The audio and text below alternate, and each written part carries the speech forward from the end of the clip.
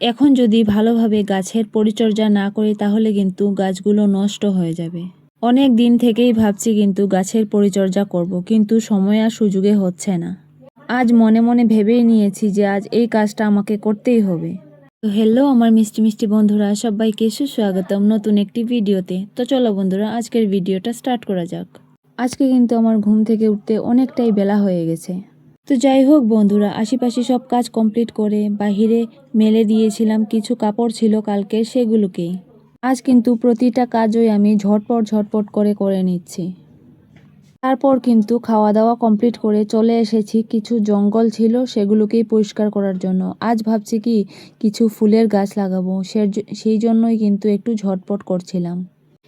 এই যে আমাদের টবগুলো দেখতে পারছো, এই টবগুলোতে কিন্তু গত বছরে আমি লাগিয়েছিলাম ফুলের গাছগুলো, ফুল নয় পাতাবাহার। এবছর দেখছি কি একদম ঝাড় হয়ে গেছে, বেশ ভালোই লাগছে দেখতে। এখানে কিন্তু নানান ধরনের পাতাবাহারও আছে আর ফুলের গাছও আছে। তো গাছের গোড়ায় কিছু জঙ্গল ছিল, সেগুলোকেই একটু একটু করে পরিষ্কার করে তারপর একটু জল দিয়ে দিয়েছিলাম, কেননা জল ছিল না, একদম শুকনো ছিল। তারপর কিন্তু এখানে আমি বসিয়েছি একটা ফুলের গাছ। আমার মনে হচ্ছে এই ফুলটার নাম গন্ধরাজ ফুল। অবশ্যই ফুল ধরলে তোমাদেরকে দেখিয়ে দেব, তোমরা আমাকে কমেন্টে জানিও এই ফুল গাছটার নাম কি। তো যাই হোক বন্ধুরা, ফুল গাছটা লাগিয়ে তারপর পাখিকে স্নান করিয়ে আমিও স্নান করে চলে আসলাম। সবার আগে আমি একটু সাজুগুজু করে নেব, তারপর চলে যাব আমি রান্না করার জন্য।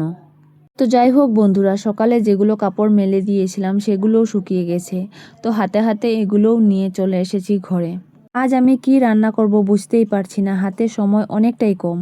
যেদিন আমার হাতে সময় খুবই কম থাকে সেদিন কিন্তু আমি ডাল ভাত বানিয়ে নেই। তো ভাবছি কি আজও সেইভাবেই করে নেব। দেখো রেডি সেডি হয়ে গেলাম।